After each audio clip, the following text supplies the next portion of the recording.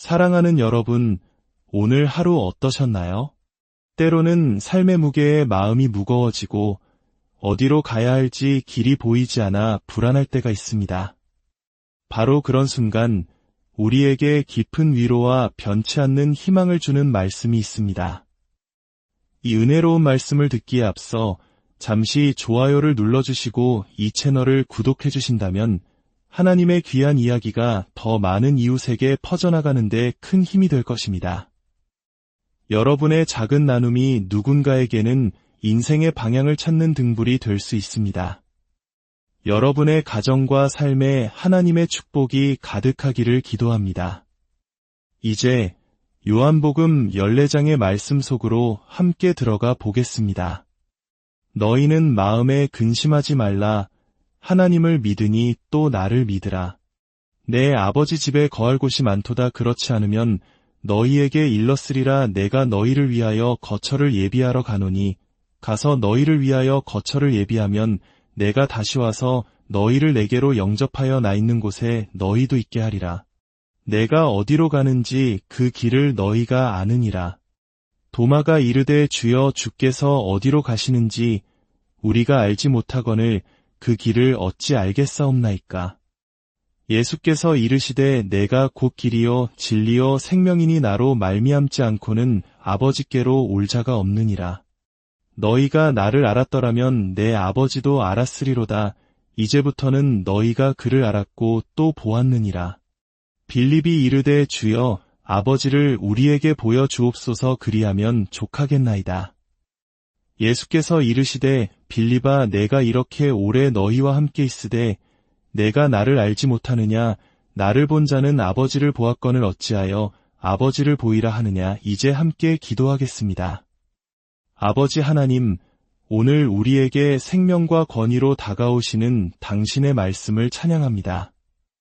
이 시간 저희에게 깨달음을 주시고 저희의 상상력을 주님께로 향하게 하옵소서. 무엇보다도 오늘 아침 하나님의 아들이 누구이신지 그의 탁월함과 유일하심을 우리 마음속에 다시 한번 밝히 드러내 주시옵소서. 우리가 깨달은 바에 올바르게 반응할 수 있는 믿음을 주시기를 우리 주 예수 그리스도의 영광스러운 이름을 위해 기도합니다. 아멘. 제가 어렸을 때 아버지의 어깨 위에 올라타면 아버지보다 더 멀리 볼 수 있다는 것을 배웠습니다. 하나님의 말씀을 이해하는 여정에 있어서도 마찬가지입니다. 저는 저보다 더 위대한 지성과 마음을 가졌던 수많은 믿음의 선배들의 어깨 위에 서서 이 말씀을 여러분과 나누고자 합니다. 오늘 우리가 함께 나눌 주제는 예수님의 유명한 선언, 내가 곧 길이요, 진리요, 생명이니 나로 말미암지 않고는 아버지께로 올 자가 없느니라는 말씀입니다. 이 말씀이 선포된 배경은 예루살렘의 한 다락방, 예수님께서 십자가에 못 박히시기 바로 전날 밤이었습니다. 죄는 세상의 추함과 소외를 가져왔습니다. 하나님께서 인간의 몸을 입고 친히 자신이 창조한 세상에 오셨을 때 사람들은 그를 영접하지 않았고 결국 그를 죽였습니다. 그러나 하나님의 지혜와 사랑의 은혜는 너무나 놀라워서 그분은 인류의 가장 악한 행위를 통해 죄가 초래한 모든 손상을 해결할 수 있는 유일한 최고의 구속행위로 바꾸셨습니다. 물론 그분을 영접한 사람들도 있었습니다. 베드로, 요한과 같은 제자들, 마리아와 마르다와 같은 여인들이 그랬습니다. 그들은 예수님의 순결함과 지혜와 사랑에 이끌렸습니다. 그들은 본능적으로 예수님이야말로 다른 누구와도 비교할 수 없는 유일하게 신뢰할 수 있는 메시아이자 하나님의 아들이심을 알았습니다. 예수님은 그들과 함께 여정을 시작하셨고 당신의 가르침과 모범 그리고 능력으로 그들을 변화시키는 과업을 맡으셨습니다. 그 최고의 본보기가 바로 오늘 우리가 살펴볼 요한복음 13장과 14장에 담겨 있습니다. 이 모든 일은 예루살렘의 이름 모를 한 집, 빌린 다락방에서 일어났습니다. 잠시 그 집주인을 생각해 봅니다. 자신의 집을 기꺼이 내어준 그 이름 없는 사람은 자신의 지붕 아래서 인류 역사상 가장 경이로운 일이 일어나고 있음을 알았을까요? 그날 밤의 배경은 요한복음 13장 1절에 나옵니다.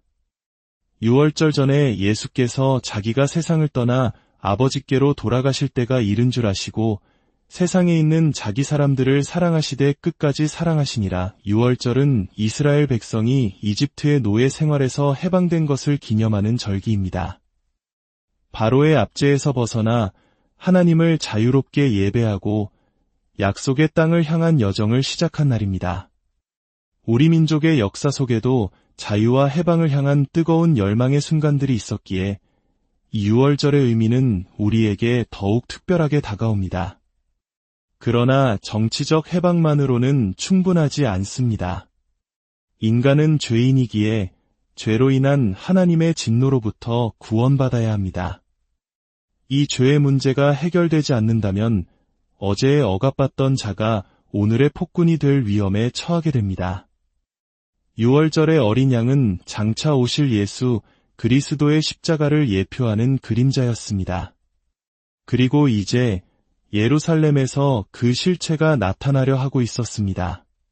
세상 죄를 지고 가는 하나님의 어린 양, 그분의 희생이 눈앞에 다가온 것입니다.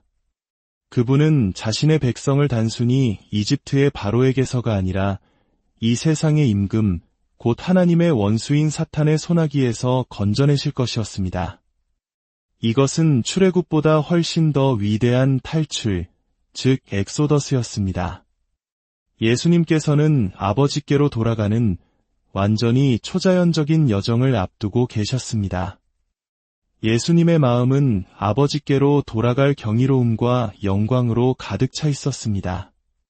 그러나 동시에 그분은 이 땅에 남겨질 자신의 사람들을 끝까지 사랑하셨습니다. 제자들은 그분의 계획에 있어 부차적인 존재가 아니었습니다. 영광을 눈앞에 둔 그 순간에도 그분은 제자들을 향한 지극한 사랑을 보여주고자 하셨습니다. 그 여정은 죽음, 장사, 부활, 승천을 포함하는 그 누구도 따라갈 수 없는 길이었습니다. 그러나 예수님은 먼저 그 길을 개척해야만 했습니다. 그리고 이제 제자들이 당신의 부재와 그들 자신의 여정을 준비할 수 있도록 그들을 가르치기 시작하십니다. 이 여정은 단순히 지리적인 이동이 아닙니다. 그것은 주님과의 더 깊은 교제로 들어가는 여정이며 성령의 능력을 통해 인격이 변화되는 여정입니다. 주님을 향한 헌신과 사랑이 깊어지는 여정입니다. 그 첫 번째 가르침은 아주 뜻밖의 상황에서 시작되었습니다. 당시 관습에 따르면 밖에서 돌아온 손님의 먼지 묻은 발을 씻어주는 것은 종의 몫이었습니다. 그러나 그 다락방에는 종이 없었고 제자들 중 누구도 그 일을 하려 하지 않았습니다. 바로 그때 예수님께서 일어나 허리에 수건을 두르시고 제자들의 발을 씻기기 시작하셨습니다. 주님께서 베드로의 발을 씻기려 하실 때 베드로는 당황하며 말합니다. 주님, 절대로 제 발을 씻기실 수 없습니다. 예수님께서 대답하십니다. 내가 너를 씻어주지 아니하면 내가 나와 상관이 없느니라. 베드로는 그제야 이 행위의 중요성을 깨닫고 온몸을 씻어달라고 청합니다. 예수님은 말씀하십니다. 이미 목욕한 자는 발밖에 씻을 필요가 없느니라. 온 몸이 깨끗하니라. 여기서 주님은 영적인 차원으로 비유를 끌어올리십니다. 목욕은 우리가 그리스도를 믿을 때 단 한 번 받는 구원, 즉 거듭남을 의미합니다. 이것은 반복될 필요가 없습니다. 그러나 발을 씻는 것은 우리가 구원받은 후에도 매일 세상의 먼지를 묻히며 살아가기에 필요한 일상의 정결함, 즉 회개와 성화를 의미합니다. 하나님은 우리 안에 성령님을 주시고 우리 밖에 말씀을 주셨습니다. 우리가 말씀을 들여다볼 때 그것은 거울처럼 우리 자신의 더러운 부분을 비춰줍니다. 그때 우리는 회개하고 주님은 우리를 깨끗하게 하십니다. 이것이 바로 신앙생활의 과정입니다. 그러고 나서 주님은 가룟 유다의 배신을 드러내십니다. 내 떡을 먹는 자가 내게 발꿈치를 들었다는 시편의 말씀을 인용하십니다. 발꿈치를 든다는 것은 보이지 않는 곳에서 상대를 걸어 넘어뜨리려는 비겁한 행위를 의미합니다. 중동의 문화에서 주인이 손님에게 빵 조각을 적셔주는 것은 친밀함과 우정의 표시였습니다. 예수님께서는 유다에게 마지막으로 우정의 손길을 내미십니다. 그러나 유다는 그 선물을 받았지만 선물을 주시는 분의 마음은 거절했습니다. 이것이 바로 성경이 말하는 세속성의 핵심입니다. 선물을 주시는 분과의 관계는 원치 않으면서 그분이 주시는 선물, 즉 세상의 부와 재능만을 취하는 것입니다. 우리 안에도 이런 유다의 모습은 없는지 돌아보아야 합니다. 거룩함의 본질은 율법적인 규칙을 지키는 것이 아니라 주님과의 친밀한 관계를 누리며 그분께 헌신하는 것입니다. 이 충격적인 사건 이후 제자들의 마음은 혼란에 빠졌습니다. 그때 베드로가 나섭니다. 그는 유다와 자신은 다르다고 생각했습니다. 주님, 어찌하여 지금은 따라갈 수 없나이까? 내가 주를 위하여 내 목숨을 버리겠나이다. 우리도 따뜻한 신앙 공동체 안에서는 베드로처럼 어떤 약속이든 할 수 있습니다.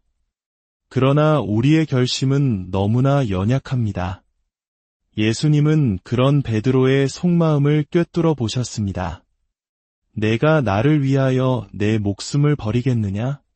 내가 진실로 진실로 내게 이르노니 닭 울기 전에 내가 3번 나를 부인하리라. 주님은 유다의 배신뿐만 아니라 베드로의 연약함도 드러내셔야 했습니다.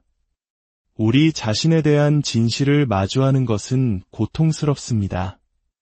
하지만 주님은 베드로를 포기하지 않으셨습니다. 주님은 유다에게는 하지 않으셨던 약속을 베드로에게는 하셨습니다. 내가 지금은 따라올 수 없으나 후에는 따라오리라. 이것이 유다와 베드로의 결정적인 차이입니다. 베드로는 비록 넘어졌지만 진정한 믿음을 가진 자였습니다. 그의 실패는 극복될 것이었습니다. 누가복음에서 예수님은 베드로에게 이렇게 말씀하셨습니다. 사탄이 너희를 밀가부르듯 하려고 요구하였으나 그러나 내가 너를 위하여 내 믿음이 떨어지지 않기를 기도하였노니 너는 돌이킨 후에 내 형제를 굳게 하라. 주님은 베드로의 행동이 실패하지 않기를 기도하신 것이 아닙니다. 그의 믿음이 실패하지 않기를 기도하셨습니다. 그리고 그 기도는 응답되었습니다. 닭이 울었을 때 베드로가 흘린 통곡의 눈물은 모든 것을 잃어버린 자의 절망이 아니었습니다. 목자의 사랑을 깨달은 양의 회개의 눈물이었습니다. 사랑하는 여러분, 이것은 우리에게 엄청난 위로를 줍니다. 우리의 구원은 우리의 결심이나 노력에 달려있지 않습니다.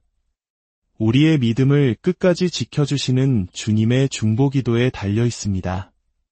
우리가 때로 넘어지고 실패할지라도 주님은 결코 우리를 잃지 않으실 것입니다. 이것이 복음의 위대함입니다. 베드로의 처참한 실패를 예고하신 직후 주님은 이어서 말씀하십니다. 너희는 마음에 근심하지 말라. 얼마나 놀라운 전환입니까? 우리의 연약함과 실패에도 불구하고 근심하지 말라고 하시는 이유가 무엇일까요? 주님께서 우리의 실패를 회복시키시고 그 관계를 더욱 깊게 만드실 것을 아시기 때문입니다. 주님은 우리의 시선을 우리 자신의 문제와 심리적 혼란에서 돌려 하나님 아버지께로 향하게 하십니다. 하나님을 믿으니 또 나를 믿으라. 내 아버지 집에 거할 곳이 많도다. 아버지의 집은 단순히 천국이라는 장소를 넘어 하나님과 함께하는 완전한 교제의 상태를 의미합니다. 주님은 우리 각자를 위해 그곳에 개인적인 공간, 즉 거처를 예비하러 가신다고 약속하십니다. 이 약속을 들은 도마가 묻습니다. 주님, 어디로 가시는지 알지 못하는데 우리가 그 길을 어찌 알겠습니까? 이 정직한 질문에 주님은 기독교 신앙의 핵심을 담은 위대한 선언으로 답하십니다. 내가 곧 길이요, 진리요, 생명이니. 예수님은 길을 가르쳐주는 안내자가 아닙니다. 그분 자신이 길이십니다. 하나님 아버지께로 가는 유일한 통로이십니다. 다른 종교들은 깨달음에 이르는 길이나 방법을 제시하지만 기독교의 길은 인격이신 예수 그리스도 그 자체입니다. 예수님은 수많은 진리 중 하나를 말씀하시는 분이 아닙니다. 그분 자신이 진리이십니다. 우주와 인생의 모든 근본적인 질문에 대한 최종적인 해답이십니다. 예수님은 더 나은 삶의 방식을 제안하는 분이 아닙니다. 그분 자신이 생명이십니다. 하나님으로부터 오는 영원하고 풍성한 생명의 근원이십니다.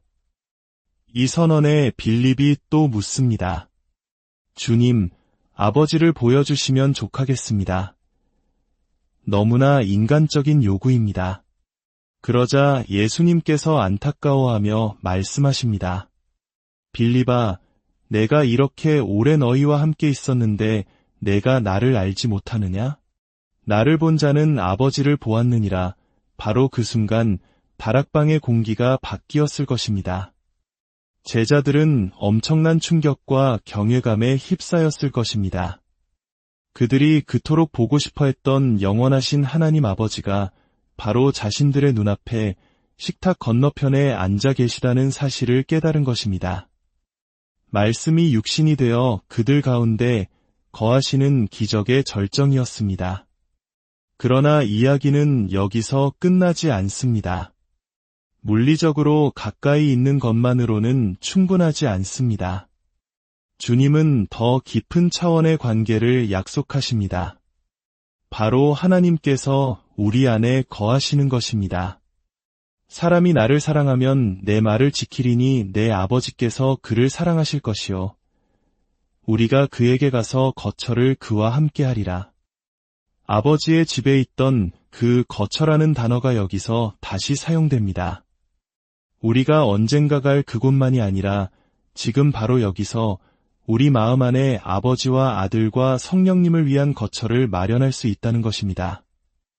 예수님께서 떠나가시고 성령님을 보내심으로써 우리는 식탁 건너편에 계신 하나님을 보는 것보다 훨씬 더 친밀하게 우리 안에 거하시는 하나님을 경험하게 되었습니다. 사랑하는 여러분, 우리가 믿는 기독교 신앙은 이런 것입니다. 그것은 우리가 무언가를 해서 얻어내는 공로의 길이 아닙니다. 그것은 인격이신 예수님을 만나는 것입니다. 우리는 길의 끝에서가 아니라 길의 시작에서 구원의 확신을 얻습니다. 그것은 우리의 자격 때문이 아니라 십자가에서 모든 것을 이루신 예수 그리스도의 공로 때문입니다. 우리가 이 진리를 얼마나 믿는지는 우리의 삶의 모습으로 드러날 것입니다. 우리 마음에 얼마나 많은 공간을 아버지와 아들과 성령님께서 거하시는 처소로 내어드리고 있습니까? 기도하겠습니다. 하나님 아버지, 두려움과 불확실함 속에서 흔들릴 때 우리의 유일한 소망이신 예수 그리스도를 바라보게 하시니 감사합니다. 그분은 우리의 길이요, 진리요, 생명이심을 고백합니다. 우리에게 미래의 천국 소망뿐만 아니라 지금 여기서 주님과 동행하는 기쁨을 허락하여 주옵소서. 이 말씀을 듣는 모든 이들의 마음속에 주님을 위한 거처가 마련되게 하시고 세상이 줄 수 없는 참된 평안과 안식을 누리게 하옵소서. 우리 주 예수 그리스도의 이름으로